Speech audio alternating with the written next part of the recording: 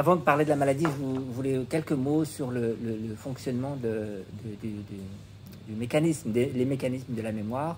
La mémoire qui est un processus qui est très important dans la vie de l'être humain. Sans mémoire, on ne peut pas se construire, on ne peut pas apprendre, on ne peut pas être autonome, partager avec sa famille, ses proches, ses amis et les autres membres de la société. Donc la mémoire est un processus qui est fondamental dans la vie de l'être humain. Et alors, c'est un processus qui est assez complexe, mais schématiquement, il y a 3 phases, 3 étapes dans la mémoire.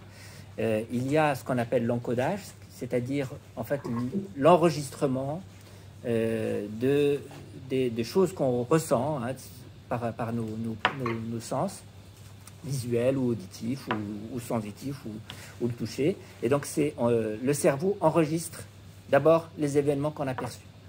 Et c'est la première étape de la mémoire. Ensuite, le cerveau, qui est une grosse machine, il s'arrange pour stocker cette information. Il l'enregistre et il s'arrange pour la stocker quelque part. Alors, il y a des endroits du cerveau où il va stocker les éléments. Et puis, il y a un autre mécanisme, le dernier mécanisme, c'est ce qu'on appelle la récupération, c'est-à-dire que le cerveau est capable d'aller chercher dans son disque les éléments dont on a besoin. Et donc là, c'est ce qu'on appelle la récupération. Il va récupérer des informations ou des choses qu'on a vécues il y a quelques minutes, ou il y a quelques jours, ou il y a quelques années. Donc, c'est des choses qui sont stockées et qu'on peut récupérer quand on en a besoin. Donc ça, c'est le fonctionnement normal de la mémoire. Dans le vieillissement, évidemment, il y a une petite altération des capacités de la mémoire, de la rapidité de réponse, de récupération, qui est normale avec le grand âge et le vieillissement. Cela dit, quand il n'y a pas de maladie, ça ne retentit pas sur l'autonomie, ça ne retentit pas sur l'état de santé. Donc on peut avoir un petit peu des difficultés de mémoire, mais ça n'a pas de retentissement sur la vie quotidienne et sur l'autonomie. Contrairement aux maladies de la mémoire, donc la maladie d'Alzheimer, c'est la maladie emblématique, mais en fait, il y en a plein d'autres, des maladies de la mémoire qui, elles, vont avoir ce retentissement sur les capacités mnésiques, les capacités de mémoire, avec des conséquences. Et donc, ces maladies-là, c'est ce qu'on appelle les maladies neurodégénératives. Alors, là, c'est un petit résumé, mais on détaillera après les symptômes. Ce sont des maladies qui vont toucher la mémoire et d'autres fonctions cérébrales, on verra tout à l'heure. Et ensuite, donc, ils vont avoir ces conséquences, c'est-à-dire les gens ne peuvent plus enregistrer les événements, ne peuvent plus les retrouver. Ils ont du mal à apprendre, ils ont du mal à anticiper, et ça altère la réflexion. Et tout ça entraîne petit à petit l'aggravation de ces troubles, entraîne petit à petit la perte d'autonomie et les complications. Et l'évolution en général de ces maladies-là, et en particulier de la maladie d'Alzheimer, se font de manière très progressive et lente. C'est un élément qui va être important dans le diagnostic, on reverra tout à l'heure. Ces maladies-là ne sont pas... Alors pendant longtemps, on s'est demandé est-ce que c'était des maladies psychiatriques, psychologiques. Ces maladies-là ne sont pas des maladies fonctionnelles, pas des maladies psychiatriques. Elles ont un substrat physique. Ce sont des maladies du cerveau. Et donc elles ont un substrat physique dans le cerveau. C'est des anomalies du cerveau, le dysfonctionnement du cerveau, et qu'on peut objectiver soit sur de l'imagerie. Là, c'est une image d'IRM. Et on sait que maintenant, sur l'IRM ou l'imagerie, on peut mesurer les régions qui contrôlent la mémoire. Et on voit des anomalies donc c'est sur ces imageries. Et puis surtout, bien avant l'imagerie, en fait, quand on fait des biopsies à des gens qui ont une maladie de la mémoire, on voit des anomalies neurologiques. Donc ce sont des maladies physiques des neurones ou du système nerveux cérébral. Et ce ne sont pas des maladies psychologiques ou psychiatriques, même si elles peuvent avoir des complications psychologiques ou psychiatriques. Mais ce sont des maladies somatiques physiques.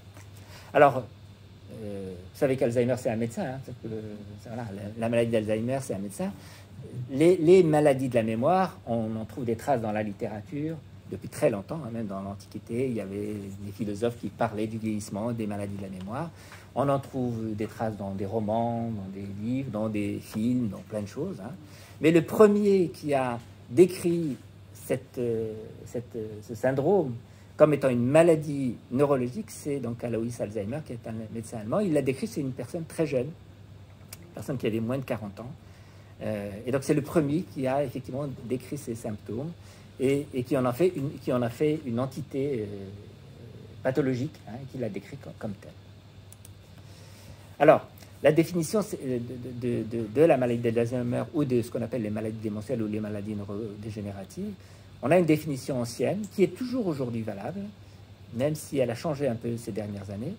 Et globalement, il y a 3 éléments importants dans la définition de ces maladies-là. Elle se caractérise par un trouble de la mémoire plus au moins une autre fonction cérébrale, donc on en parlera tout à l'heure dans les symptômes. Elle a toujours un retentissement social, d'autonomie, relationnel. C'est ça où les choses ont un petit peu changé ces derniers temps. Et puis, avant de retenir ce diagnostic-là, il faut éliminer toutes les autres causes de troubles de la mémoire, parce que plein de choses peuvent donner des troubles de la mémoire. Une tumeur cérébrale peut donner un trouble de la mémoire. Un médicament peut provoquer des troubles de la mémoire et d'autres maladies. Et pour dire que c'est une maladie d'Alzheimer ou une maladie apparentée, il faut effectivement ces 3 critères-là. Alors après, on ne va pas rentrer dans les mécanismes très précis. Ce n'est pas le lieu ce soir de rentrer dans les mécanismes de la maladie d'Alzheimer, mais en particulier la maladie d'Alzheimer touche essentiellement l'encodage, c'est-à-dire la première étape de la mémoire, c'est-à-dire l'enregistrement.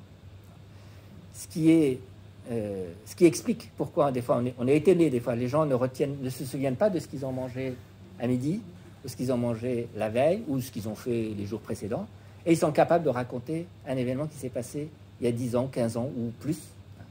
Parce que ce qui a été enregistré dans le cerveau, quand il fonctionnait bien, ils peuvent le ressortir, ils peuvent le retrouver. Mais ce qui n'a pas été, quand le cerveau devient malade et que ce qui n'a pas été enregistré, ils ne le retrouvent pas. Donc c'est des gens qui oublient ce qui s'est passé le matin et qui sont capables de raconter ce qui s'est passé il y a 10 ans. Et c'est un élément très étonnant parce que souvent on dit mais comment ça se fait? Mais ça s'explique par ça. Parce que c'est une maladie de cette première étape qu'on appelle l'encodage ou l'enregistrement.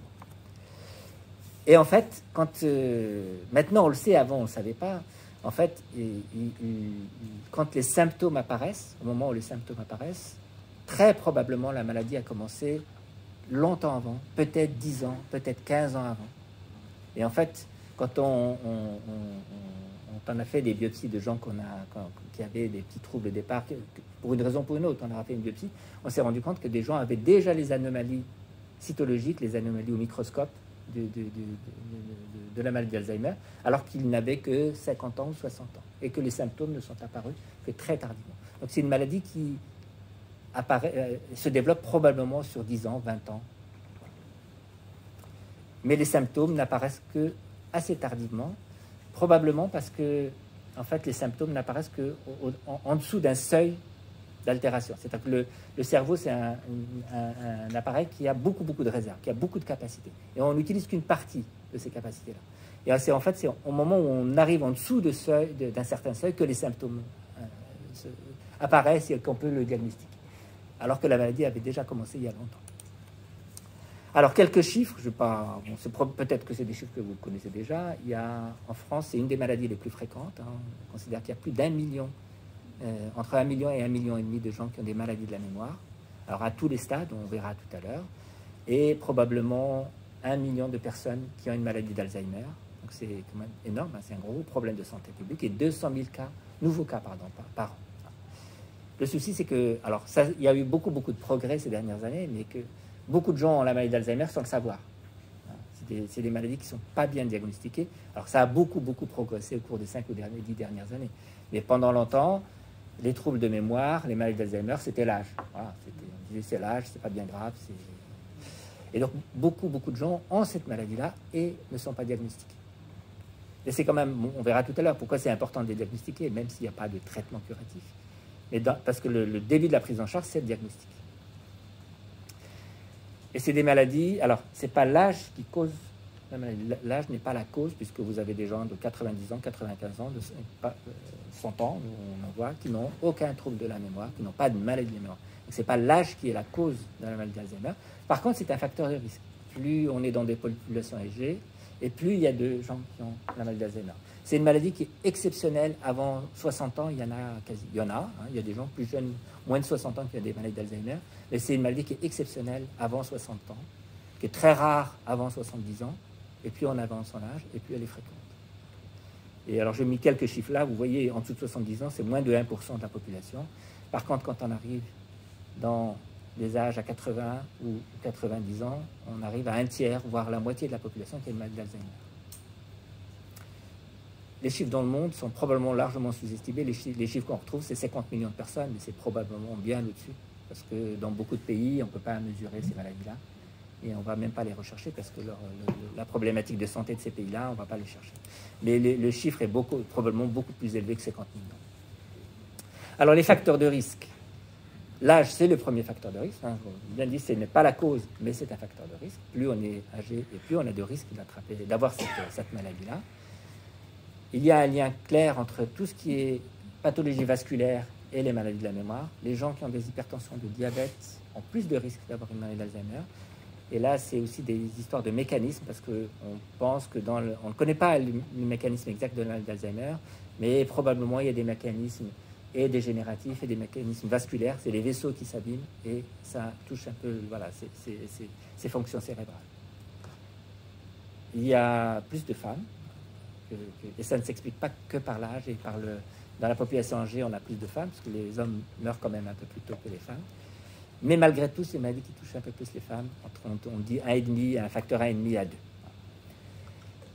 Les personnes qui ont, dans leur antécédent familiaux, une maladie d'Alzheimer ont plus de risques, mais ce n'est pas une maladie héréditaire. Il y a des formes héréditaires de maladie d'Alzheimer ou de maladie apparentée, mais c'est exceptionnel. Les formes héréditaires, ça veut dire que ce sont des formes génétiques qu'on va hériter. Voilà. Donc, soit automatiquement, soit avec un énorme risque.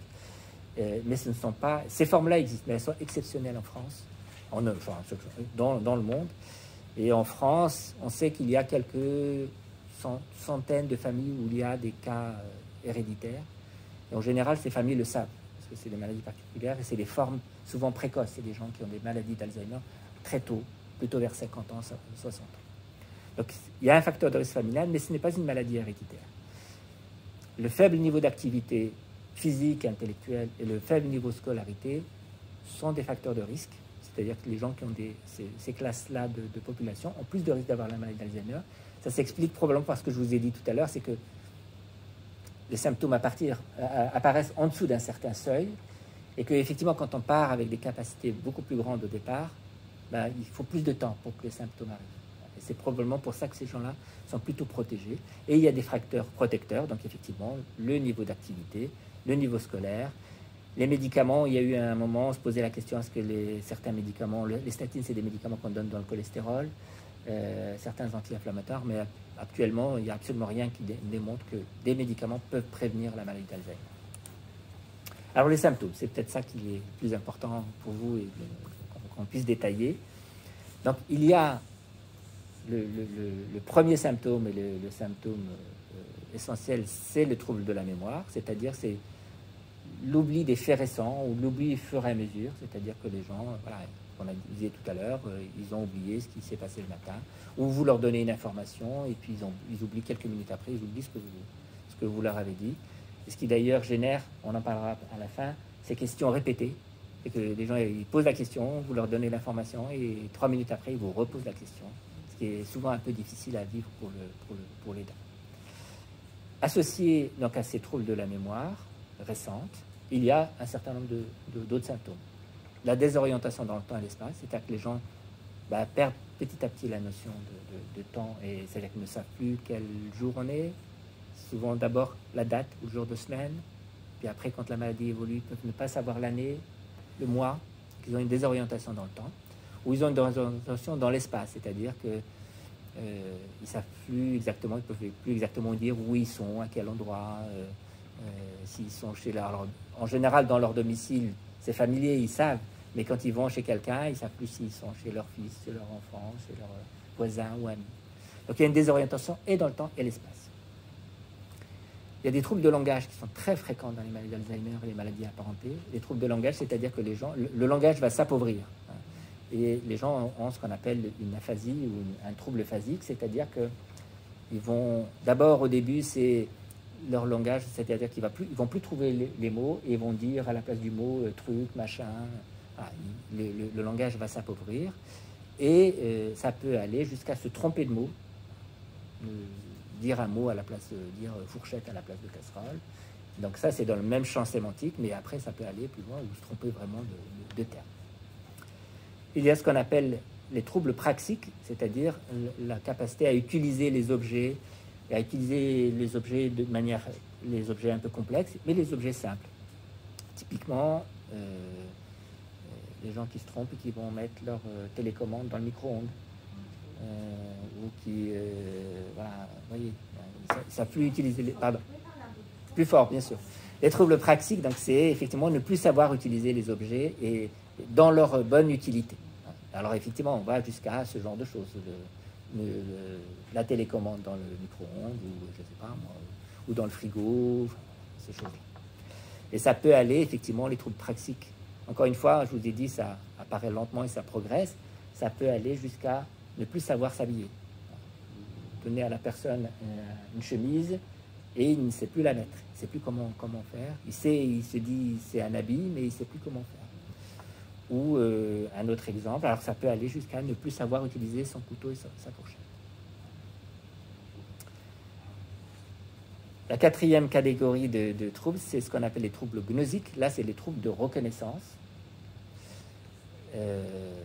Alors, souvent, c'est d'abord, quand on teste les gens, on va les tester avec des gens connus. On va leur montrer une photo de M. Belmondo, de Jean-Paul Belmondo, qu'ils connaissent, et ils ne savent plus qui c'est. Une photo du président de la République. Une photo de... Mais ensuite, ça peut aller jusqu'à ne plus reconnaître Enfin, souvent, c'est d'abord les proches éloignés, les petits-enfants, les cousins, et puis après, ça peut être ne plus reconnaître son conjoint. L'avant-dernière chose, c'est ce qu'on appelle les troubles exécutifs. Alors ça, c'est devient du mécanisme un peu complexe, c'est-à-dire la capacité à faire des choses abstraites, construire un raisonnement, construire une stratégie. Donc là, ça devient effectivement le cerveau, il a lui du mal à anticiper, à dire, bon, ben, je dois sortir, il pleut dehors, et il faut que je prenne un parapluie et prendre mon sac pour aller faire les courses. Et alors là, les gens ne peuvent plus, parce que ça devient beaucoup trop compliqué pour construire ça. Donc ça, tous ces troubles, on les a plus ou moins selon le stade d'évolution de la maladie. Et ensuite, le gros trouble qui pose problème dans la qualité de vie des résidents, enfin des patients et de leurs proches, c'est les troubles de comportement. Mais là, c'est très particulier parce que vous allez avoir des gens qui vont avoir des troubles de comportement très tôt et très durs, et vous allez avoir des gens qui vont avoir des troubles très peu de troubles de comportement et tardivement parfois. Et ça, c'est plus compliqué à expliquer. Mais on en parlera un peu plus loin. Alors, les éléments importants, donc c'est dans l'évolution et dans les complications, c'est toujours une maladie qui évolue lentement sur plusieurs années. Il y a, dans les complications, en fait, le cerveau devient fragile et il a du mal à s'adapter aux situations de stress. Et donc, c'est comme ça qu'on explique des symptômes complètement différents chez les gens qui ont des maladies d'Alzheimer, des symptômes de maladies physiques. Les gens qui n'ont pas de maladie d'Alzheimer, quand ils ont la grippe, ils vont avoir de la fièvre, ils vont tousser, ils vont être fatigués, ils vont éventuellement être un peu fatigués, et voilà, et puis ils vont guérir et tout va aller bien. Les gens qui ont une maladie d'Alzheimer, comme le cerveau est fragile, le cerveau va avoir du mal à résister à cette agression et ils vont être confus. Alors que la confusion n'existe pas chez les gens en forme. Quand on a... Ils vont être confus, ils vont être délirés, ils vont voir des choses, des hallucinations, ou ils vont avoir des problèmes d'équilibre, ils vont tomber, ils vont faire des chutes. Donc, et ça, c'est dans toutes les situations d'agression. Ça peut être la grippe, bien sûr, une autre maladie, un médicament qu'ils ne supportent pas, ou parfois juste un stress, une angoisse, quelque chose qui est très stressant, et bien ça va avoir ces conséquences-là. Parce que le cerveau est fragile et il ne peut pas supporter le stress. Ensuite, les grosses complications qui posent problème ensuite aux aidants, c'est évidemment la perte d'autonomie, c'est le besoin d'aide pour assurer ce qu'on doit faire toute la journée, c'est-à-dire se laver, s'habiller, manger, marcher, vaquer à ses occupations. Donc voilà, c'est la principale complication qui altère la qualité de vie des patients et de leurs proches. La perte de poids, l'amaigrissement, c'est très souvent un symptôme de la maladie d'Alzheimer, et parfois la maladie commence comme ça, par la perte de poids, et on ne comprend pas, et c'est que quelques temps après qu'on se rend compte que en fait, la perte de poids vient dans le cadre de la maladie. Les troubles, comment dire, la perte, l'état gravataire, les troubles de déglutition, tout ça, ça n'apparaît que très très tardivement. Bon, beaucoup de gens n'en ont pas pendant très longtemps pendant leur maladie, mais ça n'arrive vraiment qu'à la fin de l'évolution de la maladie. Et les troubles, bien sûr, psychocomportementaux, comme je vous ai dit tout à l'heure, c'est très variable d'une personne à l'autre. Alors, on ne va pas détailler toutes les complications. Juste pour vous dire, on avait déjà un petit peu anticipé, c'est-à-dire que les troubles vont être de plus ou moins importants selon le temps d'évolution. Donc au départ, vous allez avoir que des petits troubles de la mémoire, et puis petit à petit, les troubles vont s'accentuer jusqu'à les troubles de comportement, jusqu'à ne plus pouvoir parler à la fin, marcher malheureusement. Donc l'évolution est toujours très très lente. Dans la perte d'autonomie, c'est pareil. Il y a une perte d'autonomie, mais tous les gens ne sont pas au même stade. Vous avez des gens qui peuvent juste avoir des difficultés pour leur rendez-vous, pour des tâches un peu complexes. Et puis petit à petit, avec l'évolution, en bas c'est le score de ce qu'on appelle le MMS. Je vous montrerai un exemple tout à l'heure. C'est le niveau d'évolution de la maladie. Et en fonction du niveau d'évolution de la maladie, la perte d'autonomie va être plus ou moins importante. Et les troubles importants de ne plus pouvoir manger, ne plus pouvoir s'habiller, arrivent quand même très très tardivement dans la maladie. Les troubles psychocomportementaux, donc je fais une liste là, bon, il y en a beaucoup. D'abord, au début, c'est souvent des troubles du sommeil, des troubles un peu du rythme veille-sommeil. Parfois, il peut y avoir un changement de caractère au début, une irritabilité des gens qui devient plus irritable, plus énervé, qui s'énervent très vite, alors que ce n'était pas leur état habituel. Et puis ensuite, on peut avoir des idées délirantes, c'est-à-dire imaginer des choses qui n'existent pas, des hallucinations, c'est-à-dire voir des choses qui n'existent pas, qui peuvent être très angoissantes pour le patient et pour son proche, l'agressivité, l'agitation, la désinhibition. Dans l'évolution, on peut avoir ce qu'on appelle c'est la déambulation, c'est-à-dire que les gens, comme ils ne savent pas où ils sont, comme ils ne savent pas ce qu'ils doivent faire, ils vont se mettre à marcher, à déambuler, à aller un peu partout. Et ça peut poser des problématiques de sortir du domicile et se perdre et avoir des difficultés à ce niveau-là. Il peut y avoir des cris, bien sûr. Et puis, vous avez dans l'autre versant des gens qui deviennent plutôt que d'avoir ce qu'on appelle des symptômes productifs, des choses qui apparaissent, plutôt dans l'autre sens, c'est-à-dire qu'ils ne disent plus grand-chose, qu'ils se replient sur eux-mêmes, qui deviennent apathiques. Alors ça, c'est parfois moins gênant pour les soignants, mais c'est tout aussi grave. C'est pas parce que quand les gens ne parlent plus beaucoup, ils ne bougent plus beaucoup, bon, quand on est soignant, on se dit bon, ça, il n'y a pas trop de souffrance. Mais en réalité, c'est aussi grave que les troubles productifs.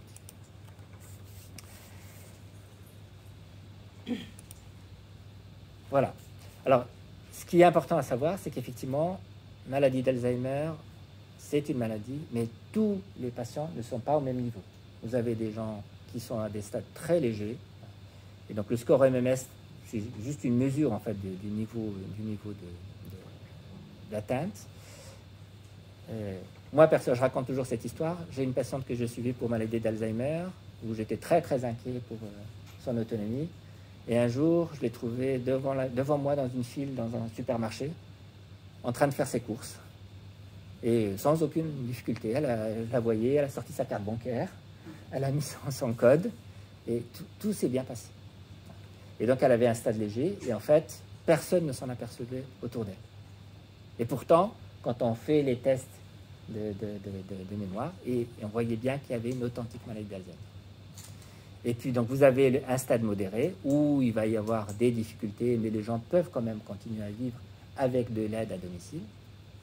Et évidemment, l'évolution fait que parfois, enfin c'est malheureusement souvent, on arrive à des stades très évolués où les gens là ont besoin de beaucoup d'aide à domicile, soit ont besoin d'être pris en charge dans une structure spécialisée parce qu'ils ne peuvent plus vivre chez eux. Et donc effectivement, il faut pas cataloguer les gens qui ont des maladies d'Alzheimer en disant forcément c'est dramatique tout de suite. Évidemment, l'évolution fait que ça va être difficile, mais les gens peuvent vivre pendant quelques années avec une bonne qualité de vie sans poser trop de problèmes. Et ceci dit, il faut quand même les repérer parce qu'il faut les aider avant qu'on arrive au problème. Et donc, je vous ai dit tout à l'heure qu'il y en avait une définition ancienne qui était encore valable. La définition maintenant de la maladie d'Alzheimer ou des maladies apparentées, c'est toujours des troubles de mémoire et avec des atteintes d'autres fonctions. L'élément qui est très important, c'est progressif, avec un déclin continu mais lent. Les troubles qui apparaissent, les troubles de mémoire ou maladies cognitives qui apparaissent en 2 mois, ce n'est pas une maladie d'Alzheimer, c'est forcément autre chose. C'est une tumeur, c'est une autre maladie, c'est une maladie virale, mais ça ne peut pas apparaître en 2 mois, ni même en 6 mois, ni même en 1 an. C'est des maladies qui apparaissent très lentement.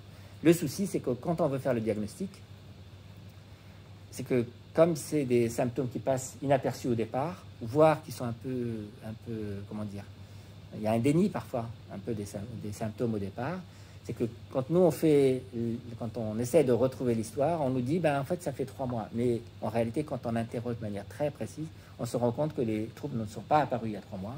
En fait, les troubles sont apparus il y a 2 ou 3 ans ou 4 ans, mais que ce n'était pas très gênant. Mais en fait, ça s'est commencé à devenir gênant que depuis quelques mois. Donc, c'est toujours une maladie lente. Et quand on est vraiment dans des troubles qui sont apparus depuis quelques mois ou depuis moins d'1 an, ce n'est pas une maladie d'Alzheimer, il faut chercher autre chose. Et alors, il y a quand même des maladies démentielles qui donnent ça. Et en particulier, on avait eu, au moment de on avait beaucoup parlé au moment de la maladie de la vache folle. Il y a les maladies de Creutzfeldt-Jakob qui peuvent donner des maladies de la mémoire avec des formes comme ça qui évoluent très vite. Mais ce n'est pas la même maladie, ce n'est pas une maladie neurodégénérative. Et puis, donc il n'y a plus, dans cette définition, vous voyez qu'il n'y a plus de la perte de l'autonomie. Alors qu'avant, on disait forcément il y a une atteinte de l'autonomie. Il n'y a plus la perte de l'autonomie. On l'a retiré, pourquoi? Parce que comme on sait que ça évolue depuis un certain temps avant que les symptômes apparaissent, si on exige la perte de l'autonomie, en fait, on fait le diagnostic un peu trop tard. Vous comprenez, on fait le diagnostic trop tard parce que l'autonomie n'apparaît pas, la perte de l'autonomie n'apparaît pas tout de suite. Et donc, dans la définition de la maladie, maintenant, ça a été retiré. Il n'y a plus cette notion de perte de l'autonomie. C'est juste un déclin cognitif progressif et qui est réel par rapport à un fonctionnement antérieur qui était normal. Et comme on avait dit tout à l'heure, il faut éliminer toutes les causes autres, c'est-à-dire les tumeurs cérébrales, les maladies de Parkinson, certains déficits de vitamines. Alors nous, en tant que médecins, comment on diagnostique la maladie d'Alzheimer? Quand on a quelqu'un, les gens viennent nous voir en consultation, ils viennent rarement d'eux-mêmes. En général, c'est leurs conjoints ou leurs parents qui les amènent. Parce qu'une des particularités des gens qui ont des maladies d'Alzheimer, c'est qu'eux ne se rendent pas compte de leurs symptômes. Et ils ont ce qu'on appelle une anosognosie, c'est-à-dire qu'ils ne se rendent pas compte des symptômes. Pour eux, la plupart du temps, tout va bien, il n'y a pas de problème. Et c'est la famille, les proches, qui eux se rendent compte des troubles. Et c'est eux qui les amènent en consultation. Et donc pour faire le diagnostic, il y a plusieurs étapes. Il y a l'étape qui nous prend le plus de temps, c'est de reconstituer l'histoire. Il faut interroger les familles en leur disant depuis quand. Et parfois, c'est un interrogatoire policier pour essayer de retrouver le début. Parce qu'on va nous dire, ça a commencé il y a 6 mois. On dit, OK, qu'est-ce qu'il y a comme trouble? Et puis, après, on dit, mais alors, donc il y a 6 mois, mais ça veut dire qu'il y a 1 an, il n'y avait rien. On dit, ah, mais si, il y avait des petites choses. Et donc, il faut reconstituer toute cette histoire des troubles de la mémoire, vérifier s'il y a des troubles de langage, vérifier tout ce qu'on a dit tout là, s'il y a des troubles de reconnaissance, s'il y a des troubles praxiques. Voilà, il faut reconstituer toute cette histoire. Et c'est le gros du temps de diagnostic. L'examen physique, parce qu'évidemment, on va regarder s'il n'y a pas une paralysie qui pourrait faire penser à une tumeur ou autre chose. On va faire des examens, ce qu'on appelle complémentaires. Une prise de sang. Tout à l'heure, j'avais marqué pour les causes somatiques, des problèmes de thyroïde, certains problèmes de vitamines. Donc, on va doser les hormones thyroïdiennes, on va doser les vitamines pour vérifier qu'il n'y a pas d'autres maladies qui expliquent les troubles de la mémoire. Et on va faire une imagerie cérébrale. Avant, on faisait le scanner cérébral. Maintenant, on fait beaucoup l'IRM.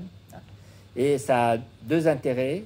D'abord, pour vérifier qu'il n'y a pas une tumeur, qu'il n'y a pas un AVC, qu'il n'y a pas quelque chose d'autre qui puisse expliquer la maladie. Et la deuxième chose avec l'IRM, on peut mesurer la taille de ce qu'on appelle l'hippocampe. L'hippocampe, on pense que c'est la région du cerveau qui stocke la mémoire. Et donc, on peut mesurer la taille de ça. Et donc, ça peut aider au diagnostic. Et ça peut même évaluer l'intensité de la maladie.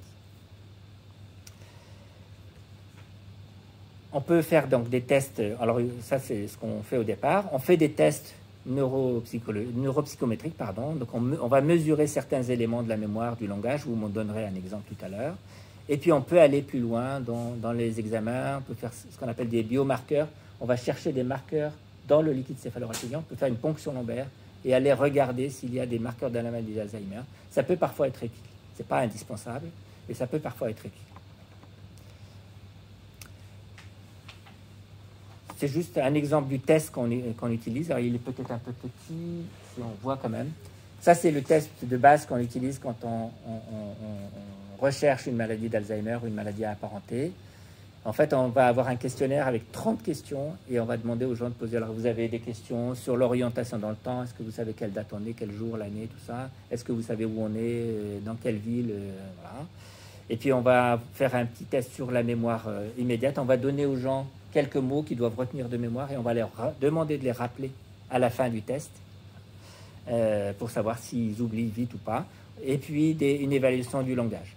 Mais ça, c'est ce qu'on appelle un test de débrouillage. Ça ne suffit pas en lui-même, ça ne suffit pas pour faire le diagnostic. Mais si on reconstitue l'histoire et que l'histoire colle avec une maladie d'Alzheimer, si on fait un examen, on fait la prise de sang, on fait le scanner, on n'a pas d'autre explication, et si le test est pathologique, il y a celui-ci, il y en a deux autres, ce qu'on appelle le test de l'horloge et le test de 5 modules du bois. Le test de l'horloge, c'est un test qui oblige quand même à un raisonnement, c'est-à-dire qu'on fait un grand rond, on marque un petit trait en haut et on dit aux gens, c'est une horloge, notez-nous toutes les heures et vous allez nous noter 11h10 avec 2 aiguilles. C'est assez complexe. Hein. Et dès que les gens ont des petits troubles de la mémoire ou des petites difficultés, déjà, ça, ils ont beaucoup de mal à le faire. Et le test de 5 modules, bon, je ne vais pas le détailler, mais c'est un autre test de mémoire vraiment spécifique à la mémoire. Et donc, au terme de cette évaluation, l'histoire, l'examen clinique, la prise de sang, le scanner ou l'IRM et les tests de débrouillage, soit on a suffisamment d'arguments pour dire c'est une maladie d'Alzheimer, ce qui arrive, on va dire, au moins une fois sur deux, où on peut avec ça dire c'est une maladie d'Alzheimer ou c'est une maladie apparentée. On peut poser le diagnostic, et le diagnostic, c'est toujours la première étape de la prise en charge. Il ne peut pas y avoir de prise en charge sans faire le diagnostic. Et parfois, ce n'est pas suffisant. Parfois, ce n'est pas suffisant parce que, en particulier quand les gens sont au début de la maladie. Quand ils sont au début de la maladie, on a du mal à reconstituer l'histoire, et même les tests, ils peuvent être bons dans le début de la maladie. Donc parfois, à ce moment-là, on va faire des tests faits souvent par une neuropsychologue ou un neuro... Je ne sais pas pourquoi je dis toujours une, mais c'est par un ou une neuropsychologue ou un ou une orthophoniste. On va faire des tests un peu plus poussés qui permettent vraiment de mesurer de manière un peu plus précise la mémoire. Et donc voilà, ça c'est un tout. Le bilan de la mémoire, c'est un tout qui va concerner plusieurs personnes, l'aidant, le médecin et d'autres corps de métier. Et donc, la prise en charge ne peut commencer réellement que lorsque le diagnostic est fait. Et c'est pour ça qu'on dit qu'il faut faire les diagnostics, et il faut faire les diagnostics tôt, parce que plus le diagnostic est fait tôt, plus on commence la prise en charge tôt. Et la prise en charge, on verra tout à l'heure, ça a un effet sur la qualité de vie des gens. Et dans la prise en charge, il y a 4 choses. On va essayer de prendre en charge les troubles cognitifs eux-mêmes, la mémoire et puis les autres troubles cognitifs.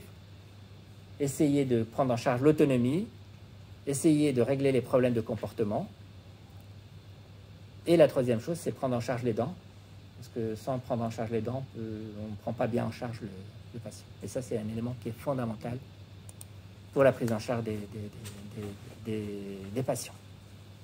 Donc la prise en charge, évidemment, le patient et sa famille, son proche, sont le centre de la prise en charge. Le médecin traitant, c'est le coordonnateur, et puis après, ça fait intervenir plein de gens autour. Bien sûr, l'aidant est majeur dans cette prise en charge, il faut qu'il soit associé. Il ne faut pas oublier les problématiques financières, parce que, quoi qu'il en soit, même si la maladie en elle-même, les soins, le médicament sont pris en charge par l'assurance maladie, ça a un coût énorme, en particulier pour l'aidant, et un coût financier, et un coût humain, de temps, Et donc, il faut prendre en compte ces problématiques financières. Et donc, l'élément qui est important, la maladie d'Alzheimer et les maladies apparentées sont aujourd'hui des maladies incurables, c'est-à-dire que ce sont des maladies qu'on ne peut pas guérir. Voilà. Et très souvent, on ne peut pas revenir en arrière. L'évolution, et malheureusement c'est triste, mais l'évolution est inéluctable et on ne peut pas les guérir. Par contre, on sait que prendre en charge les gens, avec les 4 domaines que je vous ai dit tout à l'heure, ça améliore leur qualité de vie, ça c'est sûr, et ça rallonge leur vie. On recule le temps des complications et on améliore l'espérance de vie des gens. Et donc c'est, encore une fois, même si on ne peut pas guérir, on améliore la qualité de vie et on améliore la durée de vie des gens. Donc la prise en charge passe d'abord par le diagnostic. Donc le diagnostic doit être précis et annoncé. Pour la mémoire, on peut proposer ce qu'on appelle la stimulation cognitive. C'est-à-dire qu'on va, même si les capacités du patient sont un petit peu altérées, on va essayer de les entretenir. La mémoire, on dit toujours que la mémoire ou le cerveau, c'est comme un muscle. Si on le fait travailler, eh bien, il permet, alors encore une fois, on ne revient pas en arrière, mais on permet d'essayer de garder le plus longtemps possible les capacités cérébrales. Donc, moi je conseille toujours aux gens ce qu'ils aiment faire, les jeux, le Scrabble, les mots croisés, tout ce qu'ils aiment faire et qui fait travailler la mémoire. Et puis évidemment, ça peut aussi se faire par des professionnels, pareil, orthophonistes, neuropsychologues, psychomotriciens, et faire travailler la mémoire permet de la garder le plus longtemps possible. Il y a la place de l'accueil de jour Alzheimer, qui est très importante dans ce genre de situation. Ensuite, on l'a dit tout à l'heure, l'autonomie, et donc il faut savoir mettre en place les aides adaptées et très tôt, et ne pas tarder, ne pas traîner, ne pas tarder, attendre des complications. Il faut mettre en place des aides assez tôt, parce que ça, encore une fois, ça permet aux gens de rentrer dans le système de soins et d'éviter des complications. Les troubles de comportement, on dira un peu plus... dans les diapos d'après, on en parle un petit peu, mais c'est souvent le plus compliqué. C'est ce qui est le plus compliqué à prendre en charge, c'est les troubles de comportement. Parce que tous les autres domaines, les stratégies sont bien définies, on sait ce qu'il faut faire. Les troubles de comportement, c'est tellement variable d'une personne à l'autre que c'est compliqué à prendre en charge. Et le mot d'ordre, c'est toujours anticiper. Il faut faire les choses avant d'arriver à la complication. Il faut toujours essayer d'anticiper, essayer de se dire, de prévenir les complications avant qu'elles arrivent. Juste un mot pour les médicaments. Encore une fois, c'est triste, mais aujourd'hui, il n'y a plus d'indication aux médicaments. Les médicaments, on les a utilisés longtemps. Au départ, on pensait que ça apportait un bénéfice important. Après, on s'est rendu compte que ça n'apportait pas un gros bénéfice.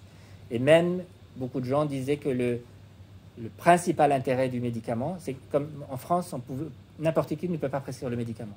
Le médicament ne peut être prescrit que par des gens qui sont spécialisés dans des maladies de la mémoire, par des gériatres, des neurologues et des psychiatres. Et donc, beaucoup de gens disaient que le principal intérêt du médicament, c'est que le patient soit suivi par un spécialiste de la maladie de la mémoire. Et donc, le fait d'avoir accès aux prescriptions du médicament, c'est qu'on a accès à tout le reste. On a accès à toute la prise en charge qui est à côté. Donc, beaucoup de gens disaient que le bénéfice du médicament, c'était surtout la prise en charge globale. Et depuis 2018, les médicaments sont déremboursés, c'est-à-dire qu'ils ne sont plus pris en charge par la sécurité sociale, parce qu'on estime que leur bénéfice n'est pas suffisamment important. Et la France a été un des derniers pays à les dérembourser. Ça a été déremboursé dans les pays anglo-saxons bien avant. Voilà, donc les médicaments n'ont malheureusement plus beaucoup de place dans cette prise en charge. Et c'est un peu compliqué pour les gens qui en ont, parce que quand on leur dit que ça n'a plus d'intérêt, qu'il faut les arrêter, eh bien, il y a des gens qui ont du mal à accepter ça. Alors, quand on voit vraiment, quand on se dit que vraiment c'est trop stressant pour le patient, on ne le fait pas. On ne l'arrête pas, on le laisse. Sauf s'il y a des contre-indications, bien sûr. Et puis, il y a quand même un problème de coût, parce que du coup, ce n'est pas pris en charge.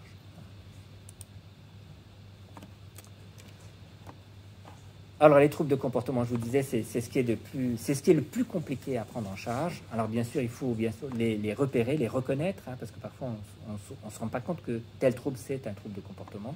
Il faut savoir un peu les interpréter, essayer de trouver des causes.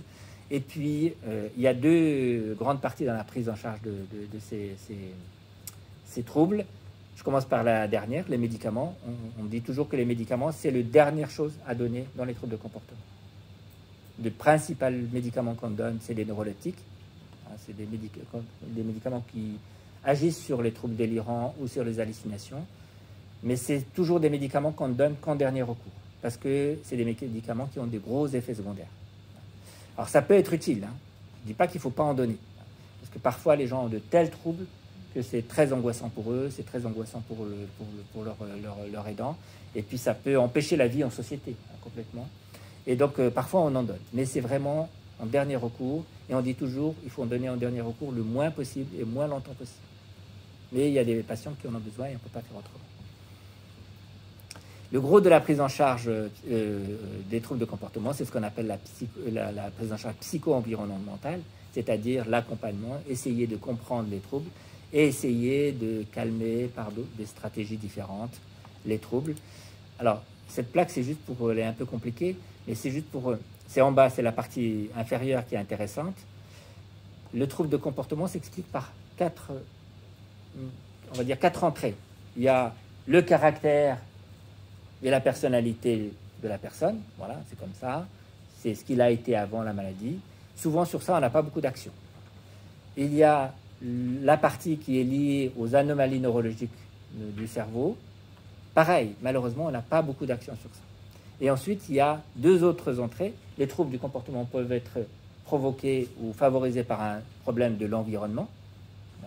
Par exemple, il fait trop sombre dans la chambre, il y a trop de bruit, on a une attitude qui n'est pas adaptée, voilà, toutes ces choses-là. Et donc, sur ça, on peut agir. Mais encore une fois, il faut essayer de l'analyser, essayer de trouver la cause. Et puis, la deuxième chose, c'est quand il y a un trouble de comportement, en particulier brutal, chez quelqu'un qui a une maladie d'Alzheimer, il faut toujours chercher s'il n'y a pas une autre maladie qui est en train de se développer. Et les troubles de comportement peuvent apparaître au moment d'une fièvre, au moment d'un médicament qui n'est pas bien supporté, d'une fracture qu'on ne voit pas, une douleur qu'on n'a pas bien perçue.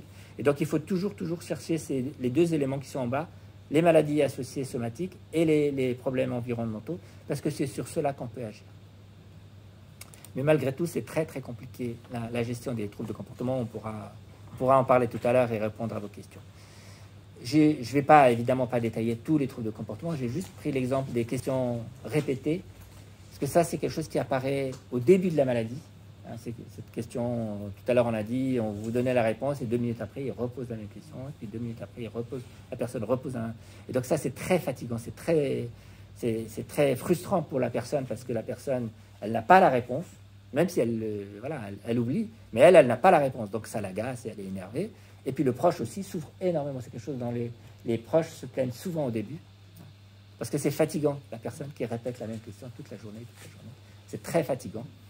Et c'est d'autant plus compliqué que c'est des troubles qui apparaissent au début de la maladie et parfois à une période où le diagnostic n'est pas encore fait. Voilà.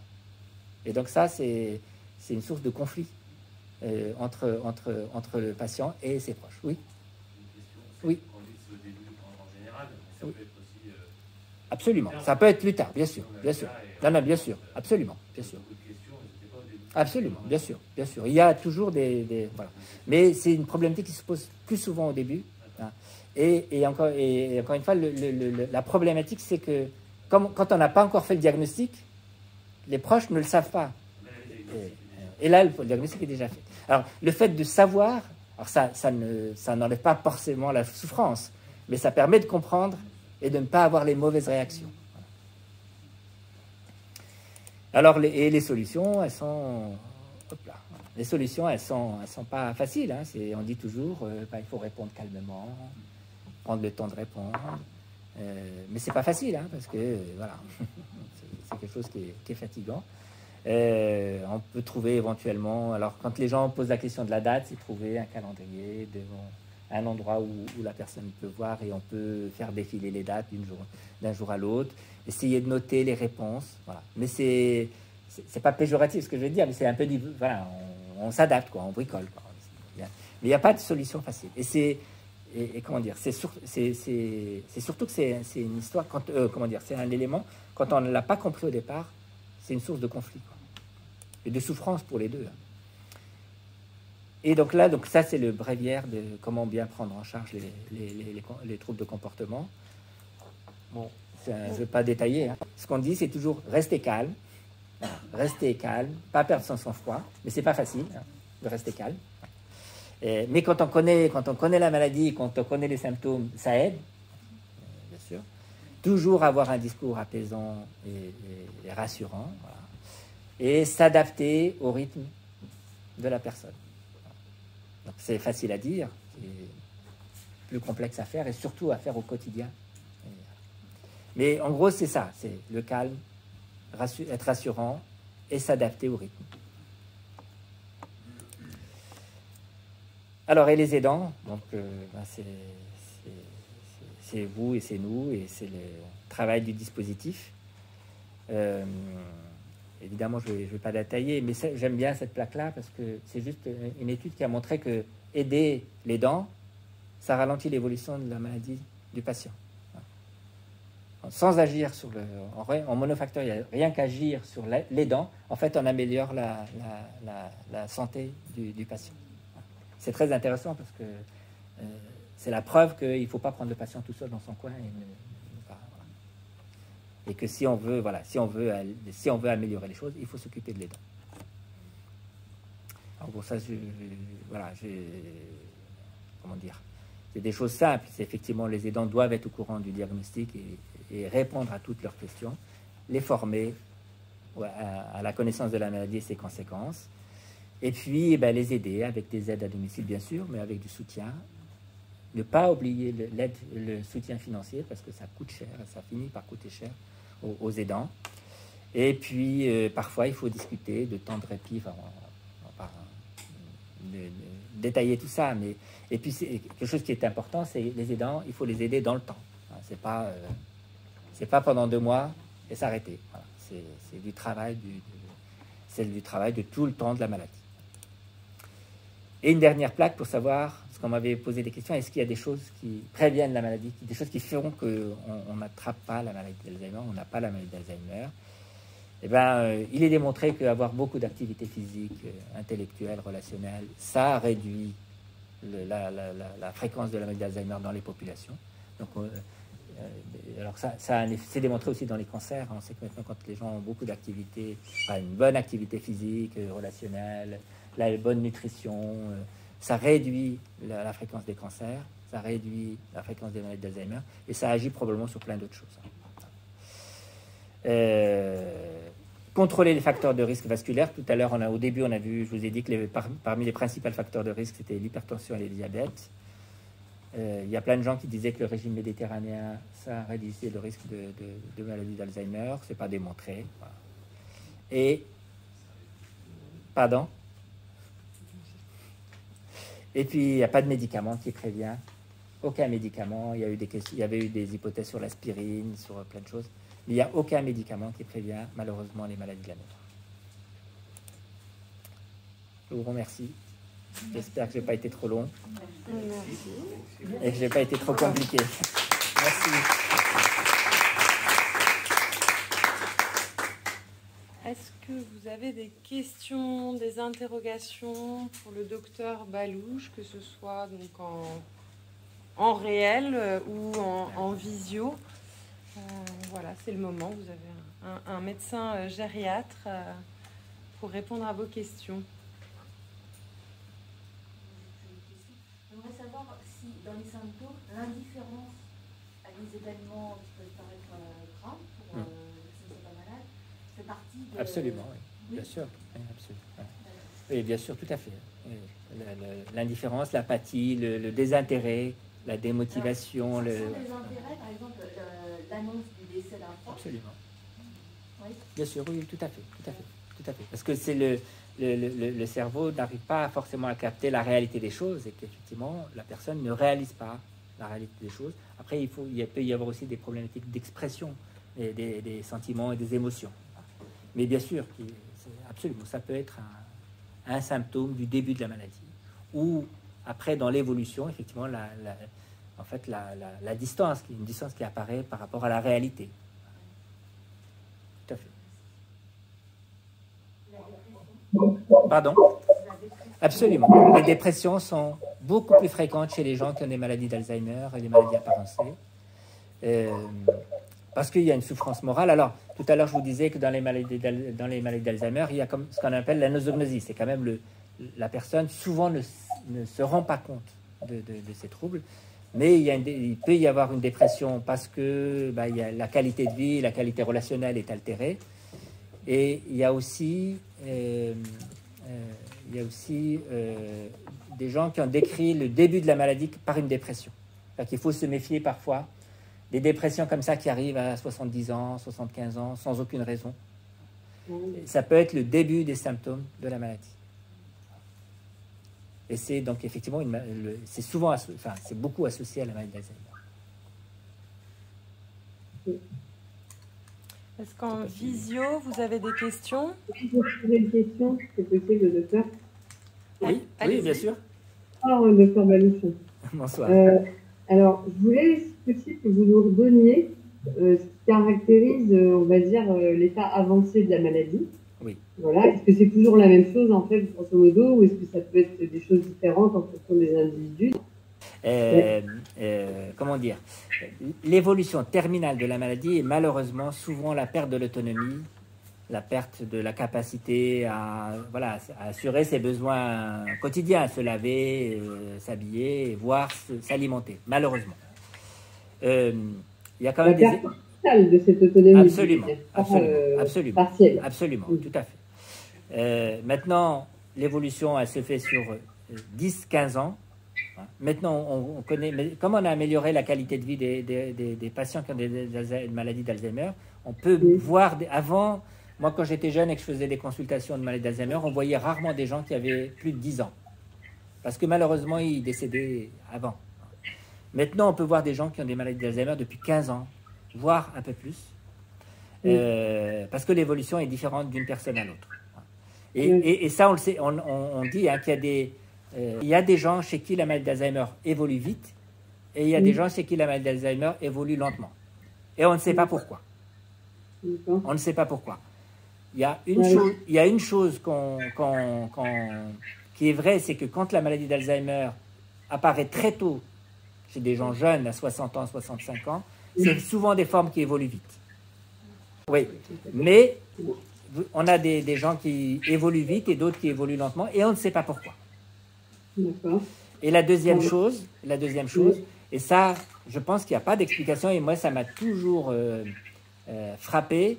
Vous avez des gens qui ont des maladies d'Alzheimer et qui sont malheureux, qui sont tristes, et vous avez de manière étonnante des gens qui ont des maladies d'Alzheimer et qui sourient, et qui rigolent, et qui racontent des blagues, et on ne sait pas pourquoi. Et le vécu de la maladie d'Alzheimer par le patient, des fois, est étonnant. Et ceux qui rigolent et qui racontent des blagues, et la souffrance, en tout cas morale, ils souffrent quand même physiquement de leur maladie. Mais la souffrance morale, c'est plus les proches. Et on ne sait pas pourquoi. On ne sait pas pourquoi. D'accord. Et oui, je vais vous demander, donc, quand on sait, par exemple, qu'on est vraiment à un stade très, très avancé, en fait, ça veut automatiquement dire que c'est la fin de vie de la personne ou pas, en fait? Comment ça se passe concrètement, on va dire, en termes de... Quand les gens deviennent très dépendants, c'est-à-dire qu'ils ne peuvent plus marcher, qu'ils ne peuvent plus se déplacer, qu'ils ne peuvent plus s'habiller, qu'ils ne peuvent plus manger, ils ont malheureusement les complications. Alors, parfois, ils ont aussi, certains ont des troubles de déglutition, c'est-à-dire qu'ils n'arrivent plus à avaler. Et ça, c'est les formes graves. Malheureusement, en fait, ils s'affaiblissent petit à petit parce qu'ils maigrissent, ils perdent leur force et ils font des complications de la dénutrition. Ils peuvent faire des infections, de faire des fausses routes alimentaires. C'est difficile, hein, mais quand on perd l'autonomie, qu'on devient grabataire, c'est malheureusement ce risque-là. D'accord. Et est-ce que je ne sais pas s'il y a eu des études ou des statistiques par rapport à ça, est-ce que le fait d'être placé en EHPAD, en fait, pour ces personnes qui sont atteintes d'Alzheimer, on va dire, améliore l'espérance de vie, ou en tous les cas, ralentit peut-être l'évolution de la maladie, je ne sais pas. Alors, oui, c'est un élément important. Parfois, c'est souvent chez des patients qui vivent seuls, des patients qui vivent seuls et qui sont isolés. Quand ils rentrent en institution, leur état de santé s'améliore. D'accord. Parce que chez eux, ils ne savent plus comment faire à manger, ils ne savent plus comment faire les courses, ils savent plus comment... Et en fait, ils font comme ils peuvent, quoi. Ils ont tendance à manger tous les jours la même chose. Voilà. Ils ne font pas attention, ils ne peuvent pas bien garantir leur hygiène. Et les gens qui sont isolés socialement, quand ils rentrent en institution, ils s'améliorent. Et ça, nous, on le voit. On voit. Ils reprennent du poids, ils communiquent plus facilement et tout ça. Après, il y a une autre situation, c'est les gens qui sont très bien aidés à la maison. Mais ceux-là, quand ils rentrent en institution, souvent, ils rentrent tardivement. Ils vont rentrer dans un stade très évolué de leur maladie. Et ceux-là, malheureusement, quand ils ne rentrent pas au même niveau de la maladie, et quand ils rentrent très tardivement, ça ne change pas grand-chose. Ça peut soulager, bien sûr, les dents, bien sûr. Même si mais c'est toujours une souffrance morale pour les dents, l'entrée en institution. C'est toujours difficile. Mais quand les gens sont très bien aidés et qui rentrent tardivement, malheureusement, l'entrée en institution ne change pas grand-chose. Et parfois, il se dégrade. Et alors, ça peut être le vécu des dents, ça peut être, il s'est dégradé parce qu'il est rentré en maison de retraite. Mais parfois, c'est pas ça. C'est qu'il s'est dégradé parce que il est arrivé au stade où ça se dégrade. D'accord, merci super. Oui. Alors, je voudrais juste dire à la dame qui vient d'intervenir que la Fondation France Alzheimer m'a appris une chose énorme quand j'ai fait la formation des aidants, parce que j'avais beaucoup de mal à lâcher l'affaire, que je voulais absolument aider ma mère et tout ça. On ne place pas son parent dans une maison de retraite. On la confie à des personnes beaucoup plus à même de l'aider. C'est le dernier rempart que j'ai lâché quand j'ai porté ma mère à la maison de retraite. La Fondation France Alzheimer m'a appris cela. Je ne la place pas, je ne l'abandonne pas. Je la confie à des personnes plus aptes que moi. Et il faut le faire à des moments où la personne est encore en capacité de s'adapter à son nouvel environnement. Ça a été très dur pour mon frère et moi. Mais c'est grâce à ces petits mots que nous avons pu nous résoudre à confier maman à cette maison de retraite. Merci. On a une question dans la salle. Une question, en fait, quand la personne refuse d'aide, oui. Notre garde, elle a du mal à accepter l'aide. Elle a l'impression justement qu'on l'abandonne. C'est un peu ce qu'elle fait. Est-ce que c'est parce qu'elle a un stade assez avancé? Est-ce que je sais pas? Non, pas forcément. Non, c'est une grande difficulté, parce que, comment dire, ce que je vous disais tout à l'heure, c'est que le patient, lui, ne se rend pas compte de ses troubles. Et merci, parce qu'elle nous en parle, elle nous dit c'est ce qu'elle a, des fois elle est consciente, des fois elle n'a pas conscience. D'accord. Et elle a conscience des choses, mais elle refuse de l'aide parce qu'elle estime que c'est une intrusion chez elle. Il n'y a pas de solution miracle. Il y a l'accompagnement, et du temps. Il faut du temps. Des fois, il faut savoir accompagner, attendre et accompagner. Mais il n'y a pas de solution miracle. Tout à l'heure, alors, ça peut être aussi, ça peut être perçu presque comme un trouble de comportement, c'est-à-dire d'avoir une attitude qui est inadaptée par rapport à sa situation. Et tout à l'heure, je vous ai montré dans les troubles de comportement, il y a l'environnement, il y a les maladies somatiques, et puis il y a la personnalité, le caractère de la personne, et puis il y a les troubles neurologiques qui sont liés. Et donc ça peut provoquer effectivement ce genre de choses. Mais il n'y a malheureusement pas de solution miracle. Par contre, il faut, tout en restant bienveillant, insister et parfois prendre du temps. Allez-y. Vous avez parlé tout à l'heure des médicaments qui étaient de plus en plus contestés. Mon grand frère a une question. Oui. Ma maman a été extrêmement agitée, très triste. Sa maladie la triste énormément parce qu'elle se rend bien compte qu'elle est de plus en plus diminuée, qu'elle n'arrive plus à nous parler, qu'elle ne sait plus se servir de son téléphone. Ça la triste énormément. Les antidépresseurs sont-ils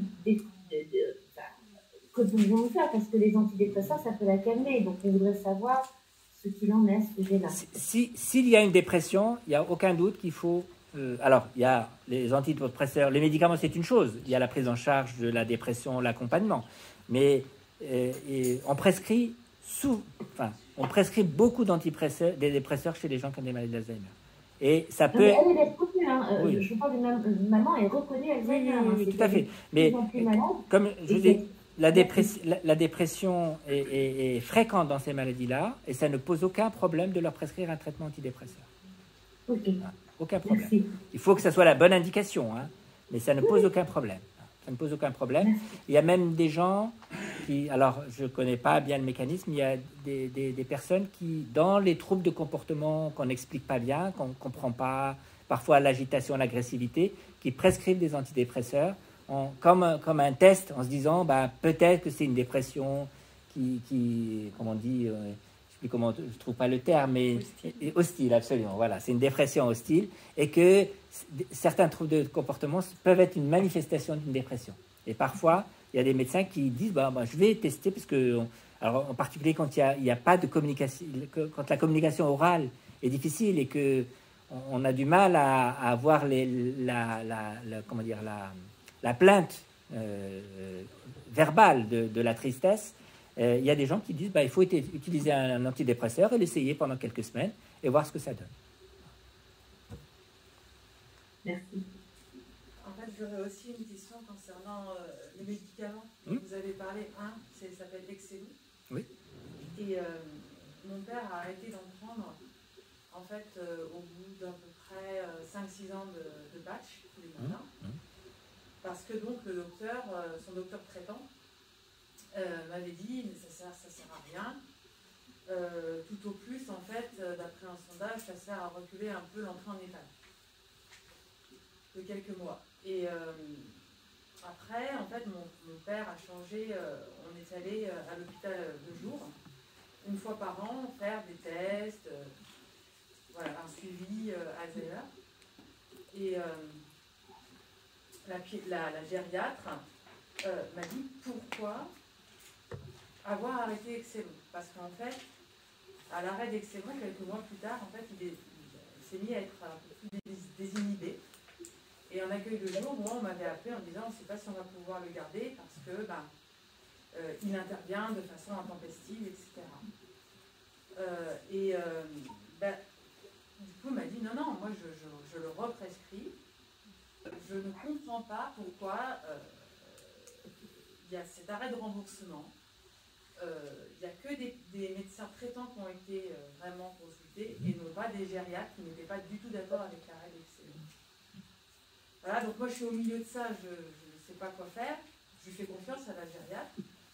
Et il s'est avéré en fait qu'au bout de quelques mois, mon père avait retrouvé un comportement beaucoup plus stable. Alors je ne sais pas si c'est aussi le fait de s'acclimater à l'accueil de jour, qui au départ, voilà, c'était pas le cas, il arrivait, il ne savait pas trop comment faire avec les autres. Voilà, donc c'est vrai que des fois c'est un petit peu confondant tout ça de ne pas avoir assez de certitude et de tâtonner. Bien sûr, bien sûr. Alors, je ne peux pas répondre pour votre papa, parce qu'on ne peut pas répondre là. Toute sa situation est particulière. Mais c'est, comment dire, il y a eu plusieurs phases dans le médicament. Quand les médicaments sont sortis il y a une vingtaine d'années, il y a actuellement que 2 classes de médicaments. Il y a les anticholinésterasiques, dont l'Exelon, et il y a l'Elixa, qui est une autre classe. Il n'y a que 2 classes de médicaments. Et dans les anticholinésterasiques, il y a 3 médicaments différents. Mais c'est la même classe. Et il y a eu des phases différentes. Il y a eu une phase de, comment dire, très optimiste, où on mettait tout le monde sous... Dès qu'on avait la maladie d'Alzheimer, les gens avaient des médicaments. Mais quand même, il y avait des gens qui disaient, mais si vous donnez le médicament et que vous ne faites rien d'autre à côté, ça ne marche pas. Et donc, effectivement, il y avait déjà des gens qui mettaient en doute l'effet biologique et biomoléculaire du médicament. Et il y avait des études qui montraient que quand vous donnez le médicament et que vous ne faites rien, ça change rien.